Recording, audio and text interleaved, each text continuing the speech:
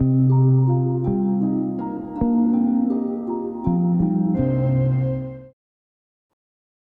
bos días. Damos comezo a nova xeira do Congreso Editando para Minorías na Era Digital.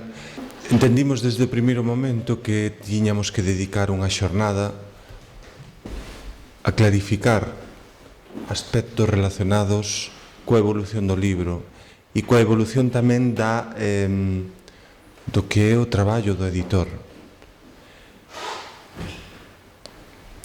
En ese sentido, contamos hoy con la presencia en el Congreso de un experto, de una persona que ha escrito libros, creo que fundamentales para entender el proceso, la evolución de los procesos de edición en España y que además ha dedicado buena parte de su carrera profesional a trabajar sobre historia del libro e historia de la lectura. Entonces, para nosotros es un verdadero placer y un honor contar hoy con la participación del profesor Manuel Morán Orti, profesor de la Universidad Europea de Madrid. Ha estado vinculado a la Facultad de Ciencias de la Comunicación, actualmente más vinculado a la Facultad de Ciencias Sociales, y su conferencia lleva por título La edición en tiempos de crisis y cambio, Madrid a finales del antiguo régimen. Tiene la palabra. Muchísimas gracias a todos ustedes por su asistencia y de forma muy especial a los organizadores de este congreso. Don José, que ha hecho esta benevolísima presentación, y efectivamente este es el tema del que vamos a hablar hoy. Tengo una vieja amiga, profesora de filología hispánica, persona muy sabia, que a menudo me mortifica con ese viejo dicho de: ¿viene usted a contarme algo interesante o me trae un PowerPoint? Bueno, yo voy a intentar contarles algo interesante, el tema lo merece, pero también traigo un PowerPoint, porque soy un muy firme convencido de la virtualidad comunicativa de la imagen, cuando complementa incluso más a la palabra hablada, la palabra leída, que es lo que vamos a hacer ahora, un poquito por mor de las circunstancias, del tiempo que tenemos pues para desarrollar este tema. Bueno, vaya por delante, vamos, esto creo que lo tenemos claro todos, que la historia no se repite. Sin embargo, en el momento en que atraviesa actualmente el mundo del libro, parece oportuna una reflexión a lo que ocurrió en España hace 200 años, cuando tuvo lugar probablemente el mayor impacto en el mundo editorial desde la invención de la imprenta hasta nuestros días. Sin exagerar interesadamente las semejanzas, ofrece analogías que ocasionalmente pueden ser útiles para entender lo que está ocurriendo en nuestros días. Destaquemos para empezar el papel de la tecnología como motor de cambio en el mundo editorial, aun sin ser un elemento central del sistema, pues la naturaleza de la tecnología es instrumental. Entonces, en aquella época, hace 200 años, como en nuestros días, lo importante son los lectores, o la falta de lectores, quizás. Eso es la base de todo. Sin olvidar tampoco, en este sentido, el mercado literario sudamericano, hispanoamericano, sigue constituyendo un puntal importantísimo. También entonces, como ahora, parece cumplirse la regla de que la expansión del libro de calidad se apoya en la existencia de una amplia base de lectura de carácter popular, menos intelectualizada si se quiere, y no necesariamente centrada en lo que tradicionalmente entendemos como libro. Por otra parte, la gestión de la crisis y de los cambios en el mundo editorial correspondía y sigue correspondiendo de forma compartida al sector profesional y a los poderes públicos. Estos últimos, en mi opinión, como garantes de un marco legal seguro y como responsables de la promoción de políticas de desarrollo cultural y de la industria del libro. Desde este supuesto, el objetivo de mi exposición consiste en describir brevemente el antiguo régimen tipográfico, es decir, el sistema editorial que estuvo vigente desde la invención de la imprenta hasta los años previos a la modernidad, hasta la industrialización, y en identificar los factores que dieron lugar a su transformación hasta convertirse en un nuevo modelo editorial, el que ha estado vigente hasta nuestros días prácticamente. La geografía de este análisis pues va a limitarse, me temo, a Madrid, en parte porque es el escenario que yo he intentado pues conocer un poquito mejor, pero también porque entonces era el principal centro productor y también difusor de libros en todo el mundo de habla hispana. Ese llamado régimen tipográfico podría definirse como un sistema en equilibrio, más o menos estático, entre formas artesanales de producción de libros, pocos y caros, y su recepción efectiva entre poca gente, a decir verdad, intelectuales, funcionarios, naturalmente eclesiásticos, profesionales liberales, como mucho comerciantes. Es decir, el mercado del libro era pequeño y condicionado por la falta de población. Estamos hablando hacia 1800 de 10,5 millones de personas, menos de la cuarta parte de la España de nuestros días.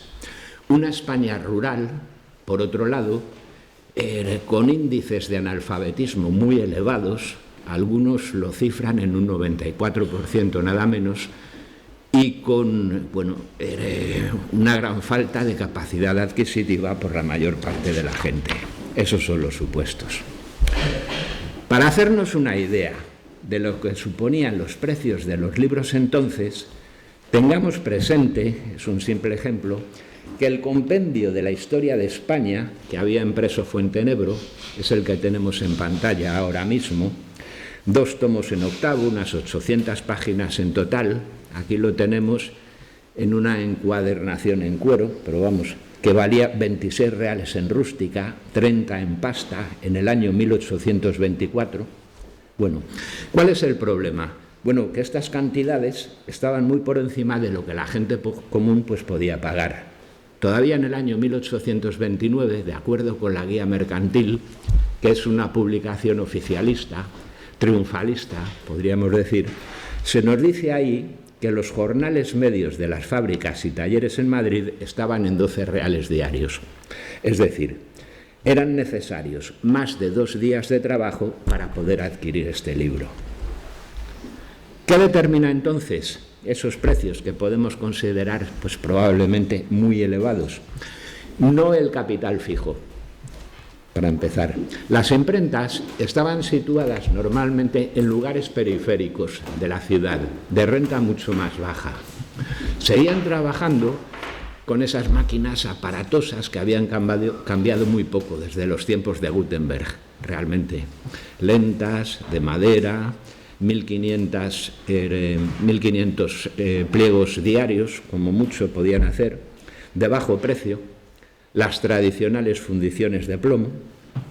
En conjunto, bueno, no es que fuera bajo tampoco el equipamiento de una imprenta, 60.000 reales, vamos, se nos dice, 1811 en el mecanismo del arte de la imprenta, pero bueno, no era una cantidad desmesurada, ni muchísimo menos. Eso estaba, digamos, al alcance de un capitalista pues medianamente acaudalado, que eran quienes poseían imprentas, por otra parte, más que los profesionales. ¿Qué es lo que encarecía los libros? El papel, fundamentalmente. Artesanal, de calidad muy superior a las pastas químicas y mecánicas de la era industrial. Bueno, yo soy el afortunado propietario de este ejemplar de la Odisea, de 1556. Va para 500 años. Efectivamente, tiene sus ácidos, pero está perfecto, ¿no? También también tenemos este suplemento del Nuevo Mundo, poco antes de 1900, puedo asegurarles que si estornudamos se desintegra. O sea, la diferencia realmente pues notable, ¿no? Perdón. Contaba mucho también en el precio la encuadernación. De hecho, se ha calculado en Madrid en esas épocas, poco antes de comienzos del 19, unos 500.000 volúmenes se encuadernaban en Madrid. Bien. Salarios de cajistas y de prensistas, porque eran obreros muy cualificados y muy bien pagados contra lo que se suele considerar. Pero peculiaridad, trabajaban a destajo, eran jornaleros. De esa manera, vamos, dicho en otras palabras, lo importante en el negocio, en los precios, era el capital variable, los altos costes, que sí lo eran, de producción de cada uno de los proyectos editoriales, por decirlo así, no el equipamiento necesario para realizarlo. Bueno, como consecuencia de esta lógica, las tiradas eran reducidas, tanto para minimizar el riesgo comercial como para adecuarse a esa baja demanda, ese bajo número de potenciales compradores. Por las mismas razones, esto es importante para entender este antiguo modelo editorial, los mercaderes de libros actuaban como editores con mucha más frecuencia que los propios impresores. No existía la figura exenta todavía, o prácticamente no, salvo algunas excepciones, de editores profesionales individuales. Porque a través de la venta directa, de los trueques con otros colegas, esos libreros podían rentabilizar mucho más rápidamente su inversión, su gran inversión. Una consecuencia más. Como los desembolsos en equipamiento de las imprentas eran bastante asequibles, con muy buena lógica, esos libreros se convirtieron también en impresores, apostaron por la adquisición de las prensas, esas viejas prensas que eran baratas. Esto era rentable, incluso subordinando el ritmo de trabajo de las imprentas al de la venta de libros, que era el negocio principal. Predomina, por tanto, como en toda Europa en aquella época, el capital mercantil, como vio en su momento Roger Chartier, pues para el caso de Francia. La otra característica importante del antiguo régimen tipográfico es, por supuesto, la existencia de una censura gubernativa previa necesaria para obtener licencia de impresión. Y, naturalmente, también existía ocasionalmente una censura inquisitorial que actuaba a posteriori, no siempre necesariamente. Bueno, esa censura tradicionalmente se había centrado en las regalías de Su Majestad, o sea, todos los temas políticos, moral pública y dogma. Bueno, lo que ocurre es que a finales del siglo XVIII los autores y los editores eran gente demasiado avisada, vamos a ver, para dar pie a la intervención de los poderes públicos. Se jugaban demasiado en ello. ¿Cuál era el problema? Bueno, el moralismo paternalista, por decirlo así, o incluso la cursilería de esas élites ilustradas en el poder a finales del XVIII, que habían ampliado el campo de la censura hasta incluir el principio de utilidad, de tal forma que por la banalidad de un asunto, por su estética cuestionable, podríamos decir, por atentar al mal gusto, pues toda la literatura más popular, vamos a ver, los escritos orientados pues a la gente más común, pues estaban en el punto de mira de ese dirigismo cultural. Bien, ¿qué tenemos para leer entonces? A finales del XVIII, plenamente vigente ese antiguo régimen tipográfico y cultural. Bien, una buena pista nos lo dan los anuncios literarios, que podemos encontrar típicamente en la Gaceta, el Diario de Madrid. No se permitían muchos más periódicos, por supuesto que no. Típicamente figuraban en la contraportada. Digamos, es publicidad evidentemente todavía muy rústica, pero permite, mediante su seguimiento, hacer un perfil, el canon cultural de toda esa época. Bueno, literatura culta, erudita, divulgación didáctica, muchísimos libros de religión todavía en la España de entonces, un perfil más bien arcaizante. Si preguntáramos, porque nos lo dicen sus memorias, don Ramón Mesonero Romanos, qué es lo que se leía en su casa, en su niñez, durante los años de ocupación francesa en Madrid, durante la Guerra de Independencia, nos diría que entretenían sus obligados ocios con lecturas piadosas y morales, tales como el Año Cristiano y las Dominicas del padre Croiset, el Evangelio en Triunfo de Olavide, alternadas de vez en cuando con alguna historia como la de Mariana o la de Ortiz, y la monarquía hebrea del marqués de Sanfelices. Bueno, a todo esto podríamos añadir que al amparo de los poderes públicos, los grandes editores de la época, la dinastía Sancha, Joaquín Ibarra, la Real Compañía de Impresores y Libreros del Reino, Manuel Rivera, que era el clandestino propietario del establecimiento denominado de Fuentenebro, Antonio Bailo, el cultivado amigo de Goya, el que le dio el chivatazo cuando iba a ser perseguido por la Inquisición, por cierto, toda esa gente parece haber sido bastante feliz, promoviendo de forma deliberada esos ideales educativos y utilitarios propios de la Ilustración, con las que ellos mismos se identificaban. Sancha es el personaje que sale a la izquierda de esta imagen, precisamente, muy modestamente, por otra parte, pero bueno, el grabado da una muy buena idea de cómo se ve a sí mismo, su propio imaginario. Él, por otra parte, fundó una tertulia literaria, los Pastores del Manzanares se llamaban. Refleja mucho, digamos, ese universo cultural neoclásico. Bueno, escribe Montesinos, en esta misma línea, que en 1799 el Consejo de Castilla llegó incluso a prohibir las novelas, que tenían tanto gancho como en nuestros días. Bueno, añade que afortunadamente eso nunca se llegó a tomar demasiado en serio, ¿no? Pero como conclusión de todo esto, lo que podríamos decir es que el efecto más perjudicial de la censura, más que pescar a escritores heterodoxos, que prácticamente pues, no había por su propia seguridad, vamos a ver, el efecto más perjudicial parece haber sido retrasar la extensión social de la lectura y, por tanto, el problema cultural de la nación, ya que, paradójicamente, esos textos de bajo nivel, esas obrillas despreciadas por nuestros preceptores, nuestros preceptistas ilustrados, constituyen el umbral de acceso a una cultura escrita de más altos vuelos. El economista Eugenio Larruga, un observador clarividente ya en esos mismos años, lo advierte al afirmar que las circunstancias de la nación no permiten que se le den sino obras fáciles y cortas para que vaya poco a poco tomando el gusto a la instrucción. Y también se podría añadir para que esos libros estuvieran al alcance de la capacidad adquisitiva de la mayor parte de la gente. Bien, en este contexto tuvo lugar la crisis, desencadenante de los cambios, que impactó en ese antiguo régimen, provocando una situación muy prolongada de retraimiento en la demanda de libros y simultáneamente de contracción de la oferta editorial. Las causas fueron fundamentalmente económicas y políticas.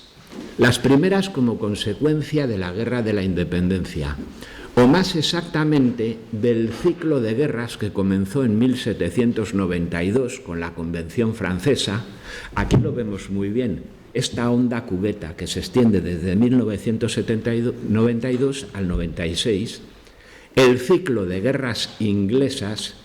Nos remontan las cifras de libros anunciados en Madrid. Los picos, bueno, son crisis menores, subsistencias. Vamos, el libro parece mentira, pero es enormemente sensible, la industria editorial, a todo ese tipo de impactos externos. Epidemia, fiebre amarilla, fundamentalmente en Andalucía, que es la puerta de América, no lo olvidemos. Para concluir, 1808 hasta 1814, con este socavón tremendo que podemos ver en la industria. Bien, ciclo de guerras.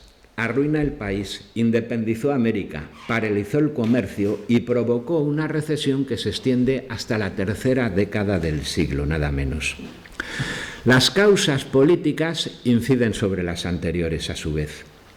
El largo enfrentamiento podríamos resumir entre absolutistas y liberales, eso se traduce en un clima de violencia civil, violencia, subrayemos, muy notable, inseguridad jurídica, retracción de las inversiones en negocios editoriales y trabas en general a la edición.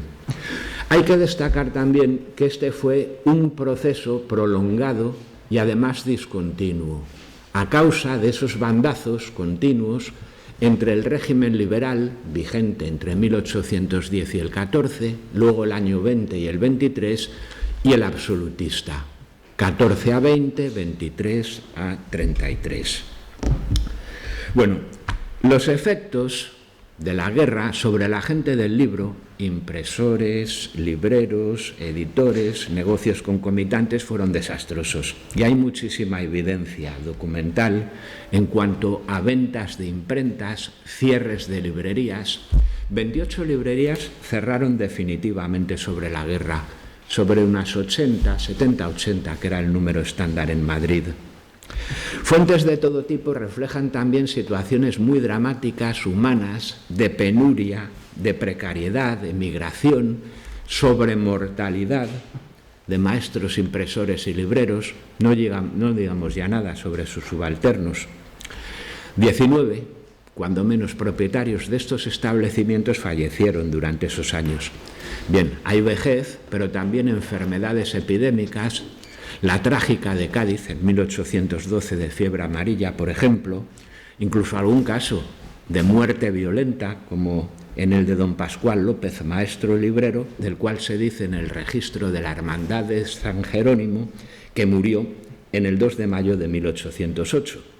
Por las balas de los franceses que en dicho día sacrificaron a infinitos, de los cuales fue uno don Pascual, que murió de un balazo en la subida de Santa Cruz, sin dejar viuda ni hijos.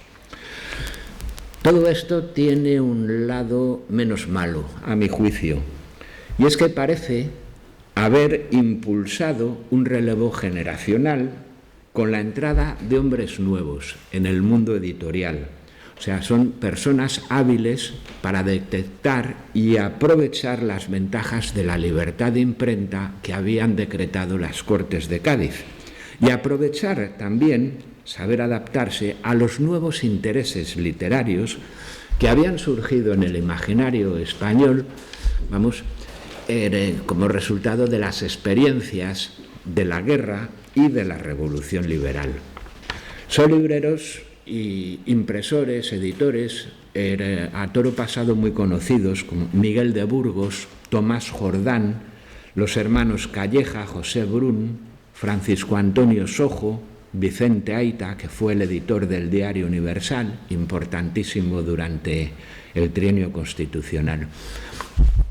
Este factor, a mi juicio, es muy importante para poder entender la modernización que más a largo plazo va a efectuarse efectivamente en el sector editorial español.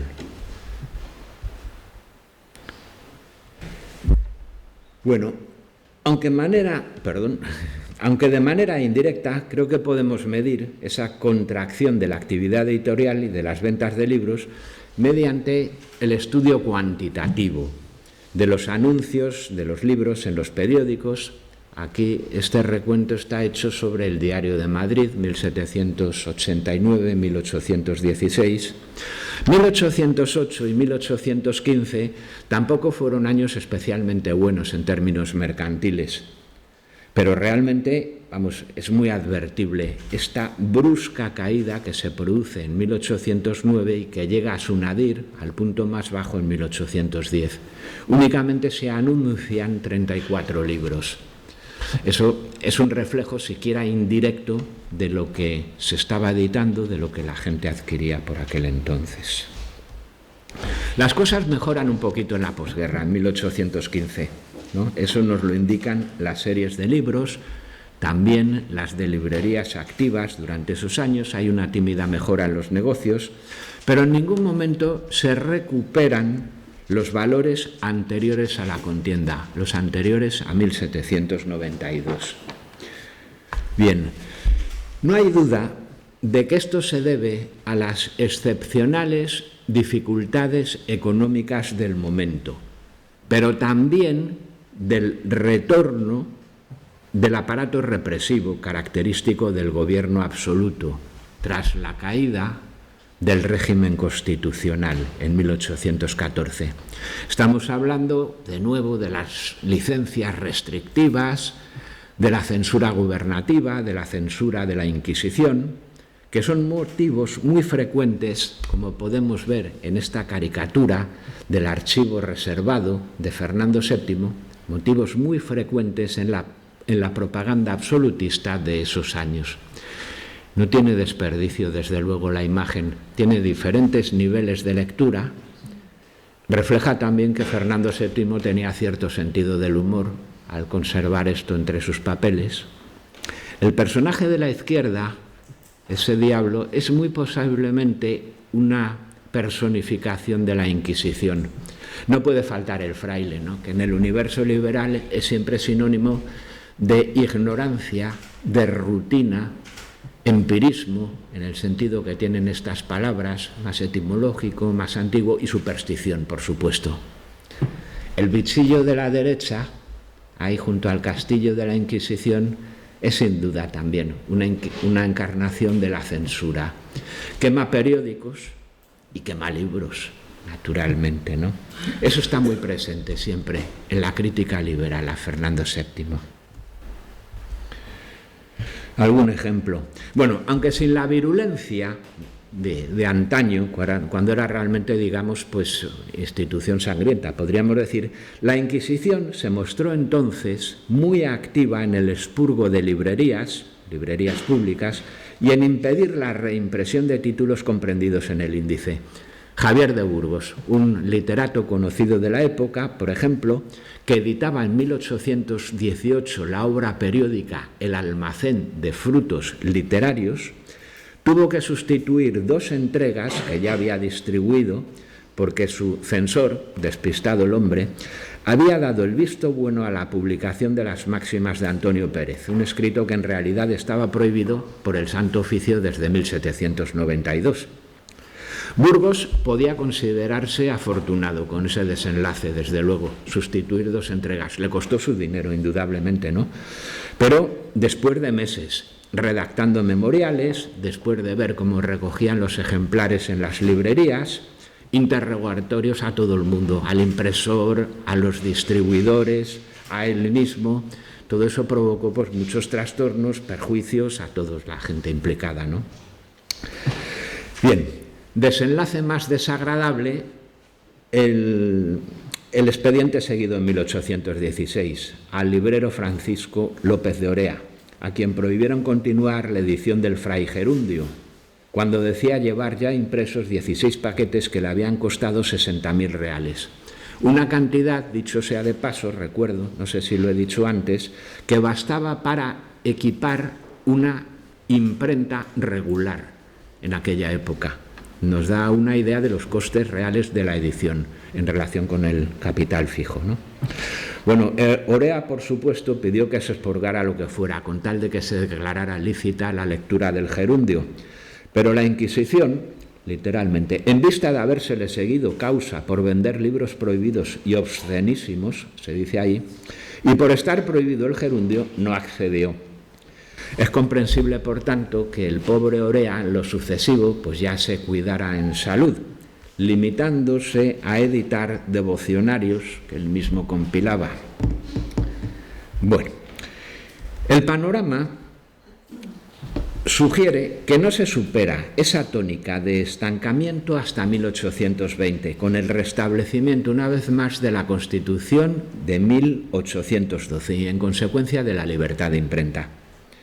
En conjunción con la abundancia de acontecimientos noticiables, ciertamente, de una mayor popularización de la vida pública, bueno, el resultado fue que en España tuvo lugar una nueva fase, vamos a ver, de expansión en la edición y el comercio de papeles impresos.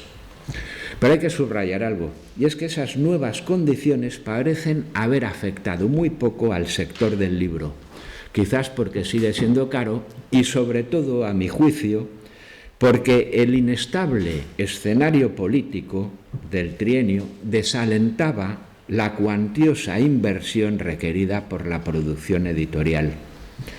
En realidad, este auge se debió sobre todo al impacto económico de periódicos y de obras muy cortas, folletos, manifiestos, ¿de acuerdo? De estos periódicos, el profesor Gil Novales ha llegado, para hacernos una idea, a catalogar 680 para toda España durante el trienio liberal. Hay un testimonio que no me resisto, aunque la cita sea un poquito larga, no me resisto aquí a transmitirles. Es el de un refugiado político piamontés, Giuseppe Pecchio, quien describió con humor crítico el ambiente cultural que se respiraba en el Madrid de 1821.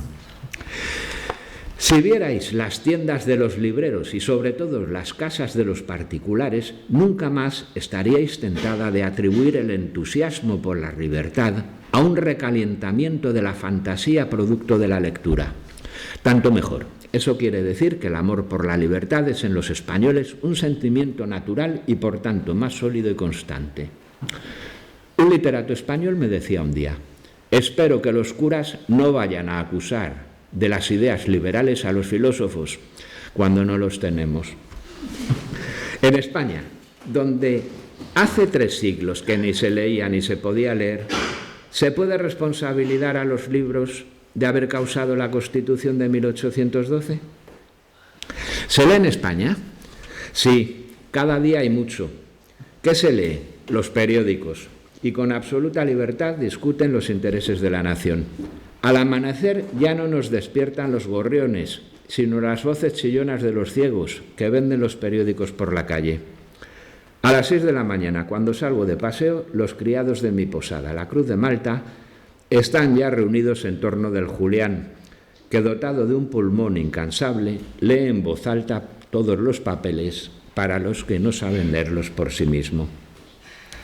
La misma conclusión expresan las series cuantitativas del trienio.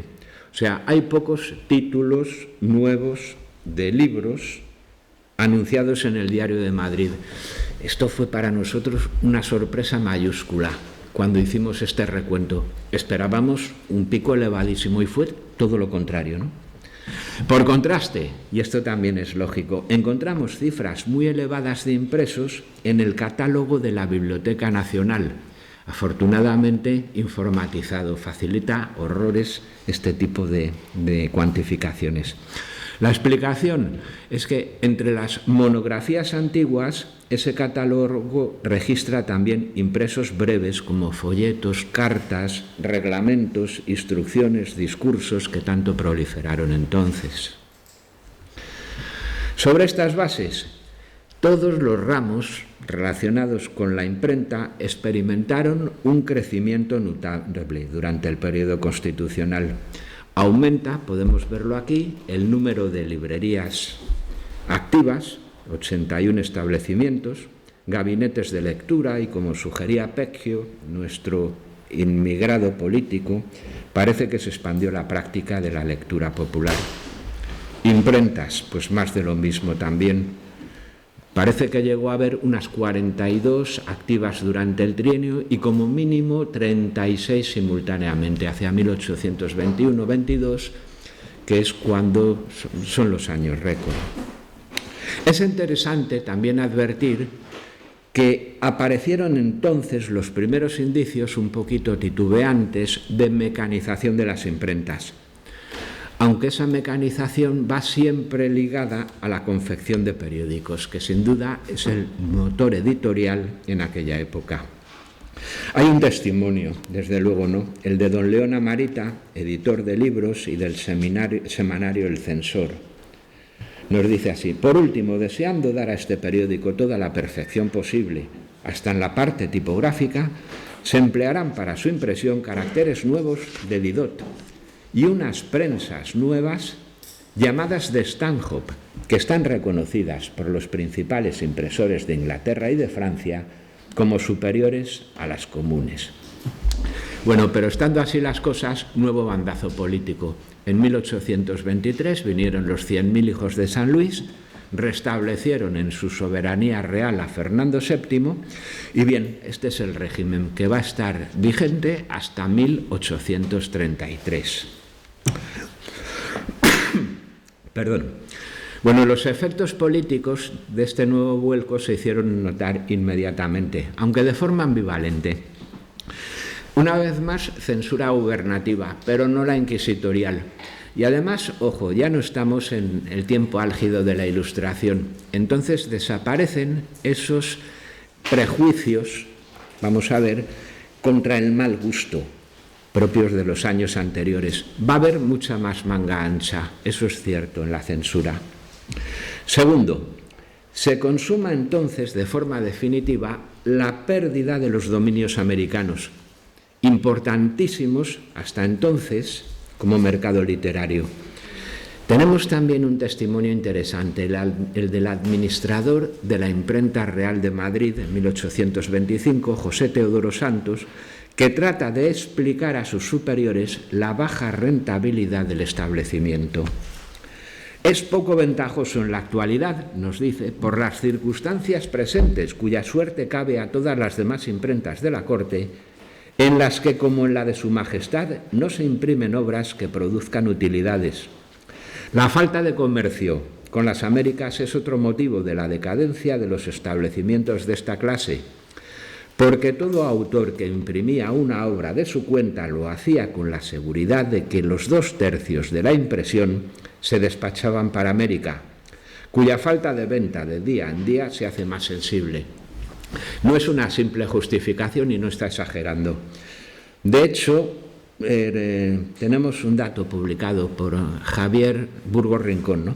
El 44% de los ingresos entre el año 90 y 1804 de una editorial barcelonesa famosa, Piferrer, habían procedido precisamente de los envíos de libros a Cádiz, la Puerta de América. Y precisamente la mayor parte de esas ventas entre 1790 y 1792, es decir, justo antes de que comenzara el ciclo de guerras contra la Convención Francesa, los ingleses y contra el propio Napoleón. A su vez, es muy interesante la referencia de Santos a esas imprentas que producían obras que no daban utilidades, dice así. Vamos a ver, eso cobra sentido ante la trayectoria descendente de las impresiones en la imprenta real, luego nacional. Nos hace pensar que las convulsiones en la península, habían dado lugar a una disminución en la capacidad de financiar la edición de obras de calidad, que estaban muy ligadas tradicionalmente al patronato ilustrado, y también una retracción en la iniciativa de los editores privados. Lo podemos ver aquí pues de una forma que canta realmente, ¿no? Sintomáticamente, los grandes establecimientos de imprenta y librería, como habían sido los de Ibarra, Legendario, los Sancha, habían desempeñado un papel estelar realmente en el mundo editorial del siglo XVIII, pues no van a lograr sobrevivir en este nuevo escenario. Por excepción, solamente subsiste el llamado de Fuentenebro, aunque a costa de una transformación empresarial que conllevó a abandonar su tradicional especialización en obras de lujo profusamente ilustradas con grabados. Rodríguez Moñino, por lo demás, es muy ilustrador, describe así el desenlace final de la Casa de los Sancha. Con el lastre enorme de gastos que venía arrastrando el establecimiento desde los tiempos de don Antonio, acrecentado por las empresas de la enciclopedia y el poco despacho de otras obras grandes, la casa tuvo a principios de 1833 que declararse en quiebra. Indalecio Sancha, el último vástago de esta dinastía legendaria, pasó a ser empleado de la Biblioteca Nacional. Hay un lado bueno en esta época, de todas formas, en esta década 1823-33, y es que se percibe ya el final de esta larga crisis del libro Y al mismo tiempo podemos también advertir algunas transformaciones significativas que preludian la aparición del modelo editorial moderno que ha estado vigente hasta nuestros días. Para empezar, una mejora económica generalizada hacia 1827, un clima de mayor estabilidad política que sin duda estimuló las inversiones empresariales, y en ese contexto algunos editores, más impresores que libreros, supieron detectar los nuevos gustos literarios de una generación más numerosa, más alfabetizada, más urbana y más receptiva a esas ideas y valores derivadas de la revolución liberal y de la experiencia de la guerra que comentaba antes. Larra y Mesonero son muy explícitos sobre el cambio de mentalidad entre la juventud de su tiempo, pero yo me voy a limitar aquí a leer el testimonio anotado en sus diarios por José Arias Teixeiro, el futuro ministro del pretendiente Carlos V, el absolutista, quien observó escandalizado que en los exámenes de los jesuitas se mencionaba con entusiasmo a Napoleón y se hablaba de Colombia, bien que, añade, dejó de hacerse, así que el que preguntó, un sacerdote lo notó. En ese ambiente, hombres como Miguel de Burgos, Tomás Jordán, Leona Marita, Eusebio Aguado o un joven Francisco de Paula Mellado se centraron en la edición de obras útiles, pero sobre todo de entretenimiento, novelas especialmente, dirigidas a un público mesocrático y receptivo a la nueva estética romántica, en el que al parecer abundan ya las mujeres. Así pues, entre el año 26 y el 33, los editores y los traductores descubren o redescubren el filón que suponían las obras del alemán Campe, de la Madama Cotin, Madame Stahl-Holstein, Richardson Chateaubriand, la condesa de Genlis, Anne Radcliffe, Madame Roche, Washington Irving, Fenimore Cooper, Walter Scott, Manzoni. ¿Cómo son esos nuevos libros? Bueno, extranjeros muchísimos, como podemos entender. Entonces, los traducidos del francés originales o como lengua puente siguen siendo, siguen ofreciendo la hegemonía abrumadora, pero también podemos advertir que van creciendo poco a poco los originales ingleses y significativo. Decaen los italianos y muchísimo más los procedentes del latín, que en la antigüedad había sido una lengua de muchísimo peso para la transmisión de conocimientos científicos, pero que progresivamente se va recluyendo ya para el uso, para el ámbito propiamente eclesiástico. Abundando en lo mismo, la temática también. Me limito solamente a libros de religión y también hemos cogido los de literatura, excluyendo al teatro. Se cantaría mucho más lo que está ocurriendo aquí. ¿Qué pasa? Bueno, caen muy notablemente los libros religiosos. Eso de una parte. Progresivamente aumentan mucho los de literatura, especialmente las novelas. Religión habían sido, vamos a ver, literatura.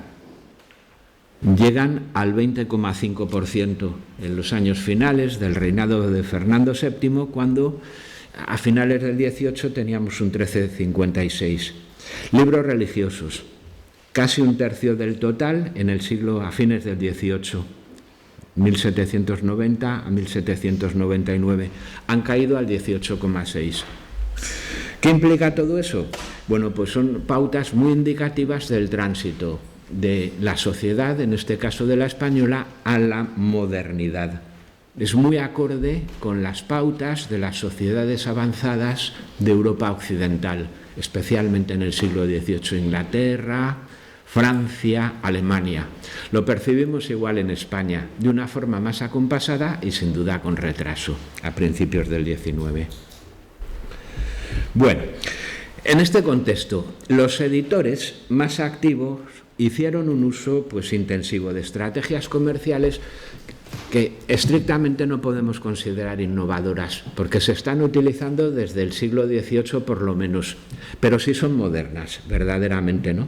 Catálogos impresos, ofertas especiales a los libreros, prospectos, suscripción previa, importantísima, inserción de las listas de abonados, publicación por entregas periódicas, colecciones, todo eso es evidente. Facilita la autofinanciación del editor, ajusta las tiradas a la demanda, fideliza a los lectores, qué palabra, pero está en la Real Academia, que vamos a...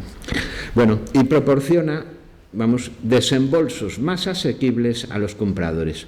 Quizás también podemos percibir, esto hay que matizarlo más, ya entonces un cierto abaratamiento de los precios de los libros. Como resultado de todo esto, bueno, para 1829, en las postrimerías del antiguo régimen, del reinado absolutista de Fernando VII, ya se han superado las cifras de edición de cualquier otro momento anterior en la historia de España. Aunque es cierto, el esquema tradicional, ese antiguo régimen tipográfico, no ha experimentado modificaciones sustanciales. Vamos a ver, la tecnología sigue siendo artesanal y en lo fundamental los libros siguen siendo caros. La razón principal de este aparente atraso nos explica Miguel de Burgos, un experto, un buen observador en los progresos de la imprenta. Consiste en que todavía el corto número de lectores en este reino no puede dar el alimento ni servir de estímulo a las innovaciones en el ramo tipográfico. ¿Cuándo se produce ese salto cualitativo? A partir de 1833, cuando vuelve, una vez más, el régimen liberal, y esta vez para quedarse. Como en los anteriores periodos constitucionales, el marco legal agilizó y favoreció iniciativas editoriales, especialmente periódicos y obras cortas y baratas que alentaban la lectura popular. Así nos lo recuerda Mesonero Remanos. Él se está refiriendo, por supuesto, a sus artículos de costumbres, pero eso también es válido para explicar la aparición del folletín, novela coleccionable, ocasionalmente recortable, que comenzaba entonces a publicarse en los periódicos. Preciso era inventar, dice Mesonero, otra cosa que no exigiese la lectura seguida de un libro, sino que le fuese ofrecida en cuadros sueltos e indispensables, porque el público gustaba ya de aprender andando. Las tiradas y la oferta editorial aumentaron en consecuencia, como puede advertirse en este gráfico generado a partir de los datos del catálogo informático de la Biblioteca Nacional sobre impresiones, exclusivamente en Madrid. Subiría muchísimo más si estuviéramos hablando de lo que se editaba en toda España. Aquí hay un salto ya cualitativo respecto a la curva del antiguo régimen, que me parece clarísima. Bien. Benito Hortelano, uno de los grandes editores, un autodidacta que supieron percibir las condiciones de los tiempos, y dos de sus empresas editoriales. La biografía de Espartero fue un gran negocio para él, nos dice, publicada en 1844, logró 8.000 suscriptores, una cantidad notable para la época, le produjo 28.000 duros en año y medio, nada menos. Él refinó muchísimo los procedimientos, ¿no? De hecho, hacía las entregas en sábado por la tarde, cuando los obreros todavía tenían dinero, no se lo habían gastado, naturalmente. Los distribuidores eran los avisadores de las compañías de la Milicia Nacional, naturalmente. Por supuesto, dice que los autores de la biografía son una antigua sociedad de exmilicianos, porque eso vende muchísimo más. Desde luego ha mejorado muchísimo los procedimientos comerciales, pero claro, no siempre les harían bien las cosas, ¿no? A la derecha tenemos las memorias sobre la pérdida del Perú del general Campa, que ocasionaron un buen quebranto a Hortelano y a Camba, que había cofinanciado la impresión. Las razones: nos dice el propio Hortelano a toro pasado, que no era obra de circunstancias, es decir, era un libro serio, intelectual, no asequible todavía para todos. Y a la indiferencia con que se toman las cosas de América en España. Si yo hubiera tenido los conocimientos que hoy sobre esta parte de la América, prosigue, las memorias del general Camba me hubiesen producido mucha utilidad, pero ignorando completamente la importancia de estos países para donde era escrita, no mandé ni un ejemplar a la América del Sur. Bien, el paso siguiente para Hortelano fue emigrar a Buenos Aires, por supuesto, ¿no? Donde aprender todo lo relativo a este mercado. Bueno, en cualquier caso, la mecanización de los procesos relacionados con la imprenta fue consecuencia de esa nueva demanda popular que obligaba a acelerar y ampliar las tiradas, aunque a costa, en parte, por supuesto, de sacrificar la calidad formal. 1835. Tomás Jordán y Ramón Mesoneros como editores y director, respectivamente, del Diario de Madrid, que lo mejoraron mucho, y del Semanario Pintoresco Español, que está considerado como la primera revista ilustrada en España. Tiene lógica que recurrieran entonces a la técnica novedosa del grabado barato en madera, en sus profusas ilustraciones, y también que entonces, solamente entonces, les compensara importar la flamante maquinaria que se reprodujo en el número 10 de julio de 1838. Fabricada en París por el artista Giroudot, era capaz de imprimir por ambos lados a la vez 700 ejemplares de 2 periódicos semejantes a la Gaceta, lo que equivalía a la capacidad de 8 prensas comunes. Jordán, que tenía también intereses en otras publicaciones, no por casualidad fue el introductor en España de la industria del papel continuo. 1836, cuando establece fábrica en Manzanares el Real. Es verdad que era de muchísima peor calidad que el papel artesanal tradicional, pero barato y muchísimo más abundante. En definitiva, clave importante, como suele suceder y no al revés, la innovación tecnológica siguió a una demanda que ya existía, siquiera de forma implícita, y constituyó a su vez un factor de dinamización del proceso, en este caso por la caída de los precios de los libros y periódicos. Como ya había escrito Mesonero en el prospecto del semanario en 1835, la idea ahora era vender mucho para vender barato y vender barato para vender mucho. De todas formas, importa señalar que esas prensas mecánicas, manuales, como la que vemos aquí de Mesonero y Jordán, o de vapor, eran con muy pocas excepciones productos caros de importación, casi siempre de Francia. De esta suerte, doy algunos datos. Si el precio de una prensa nueva de madera en 1811, antiguo régimen tipográfico todavía, había sido de 3.320 reales, diferentes fuentes de los años 40 nos sitúan el coste de las Stanhope metálicas y las preferidas para libros de calidad en torno a los 9.000 reales. Si estamos hablando de prensas de vapor, las 2 Napier Engines que poseía la imprenta nacional hacia 1852, habían sido adquiridas muy pocos años antes, costaron, según el administrador Eugenio de Ochoa, la suma bastante respetable de 140.000 reales. Ay, perdón. Imprenta. Bueno, tiene lógica, por tanto, en ese contexto de lectura más barata, más abundante, que se disparara pues, el número de las imprentas en Madrid. El antiguo régimen, hasta 1829, había oscilado hasta entonces entre las 20, las 30 imprentas, como mucho, sube excepcionalmente ese número, ¿no?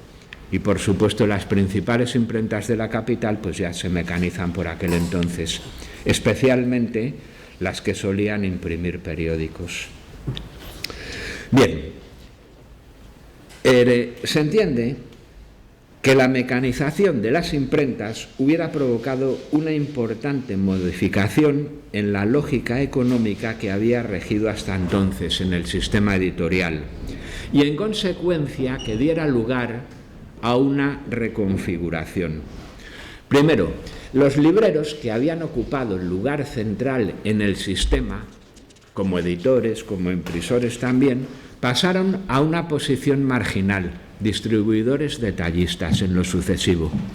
La causa consiste en que esa fuerte inversión que requerían las nuevas máquinas de imprimir ya no hacía atractiva su participación en el negocio tipográfico, adquirir imprentas, puesto lo que ellos necesitaban, en último extremo, era más bien disponer de un surtido amplio de libros para vender, pero claro, en número inevitablemente reducido. No compensa esa fuerte inversión en máquinas. Proliferan entonces, es lógico, los fenómenos de concentración horizontal, porque los empresarios, obligados a amortizar esas inversiones, multiplican y diversifican sus iniciativas editoriales de todo tipo. Periódicos, enciclopedias, revistas, colecciones de libros por entregas y suscripción, todo eso está al orden del día, ¿no? Quiero traer a la memoria la figura de Ángel Fernández de los Ríos, Madrid 1821, de antecedentes cántabros, París 1880, editor, político, periodista, escritor, adscrito al Partido del Progreso.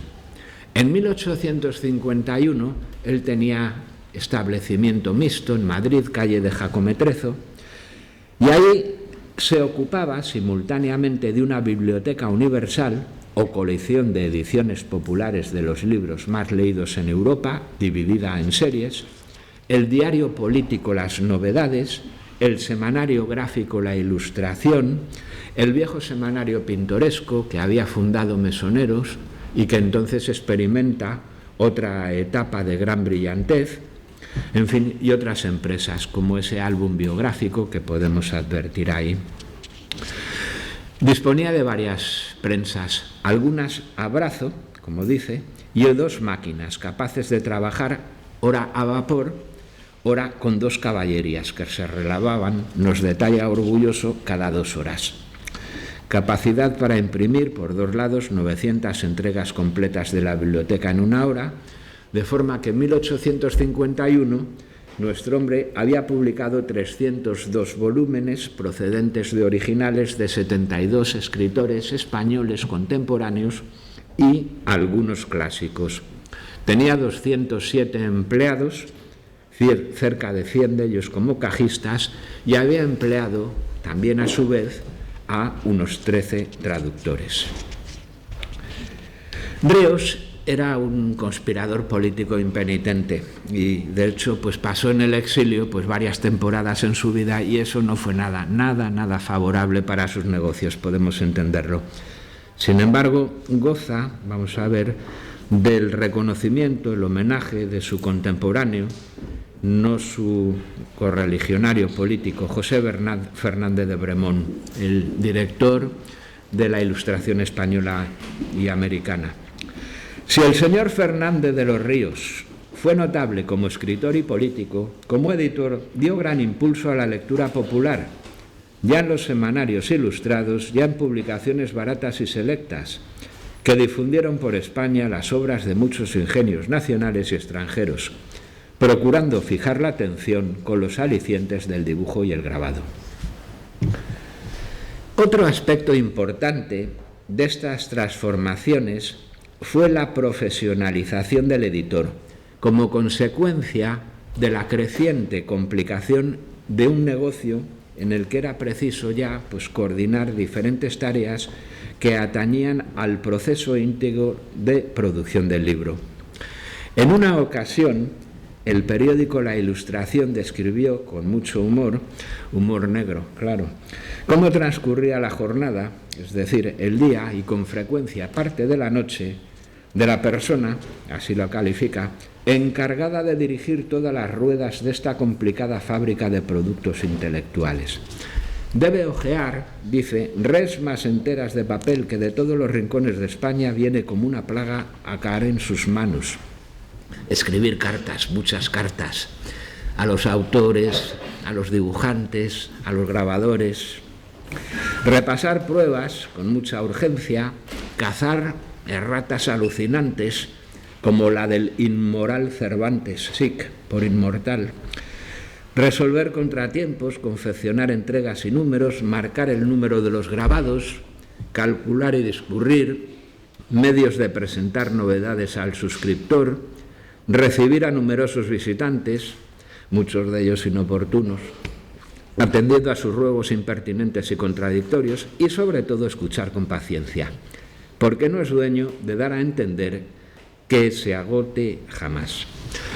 Bueno, como resultado de todo esto, a mediados del siglo XIX, quizás con un retraso de 2-3 décadas respecto a la cronología que sugiere Roger Chartier para Francia, se impuso en España el nuevo régimen tipográfico, en el que se restablecía el equilibrio entre la oferta y la demanda de lectura a un nivel mucho más elevado de lo que había sido en los tiempos antiguos.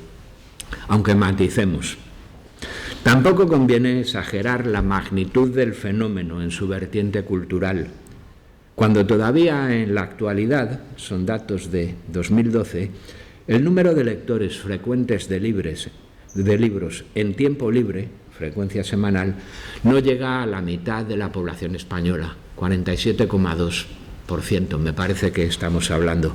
O sea, parece que todavía podemos mejorar bastante en este sentido, en esa solución del problema cultural español que preocupaba tanto a nuestros antiguos, a nuestros progenitores. En cualquier caso, este modelo editorial es el que ha estado vigente hasta prácticamente hoy, cuando vienen nuevos cambios de gran calado en los aspectos tecnológico, económico y legislativo, que ya están afectando a la industria del libro.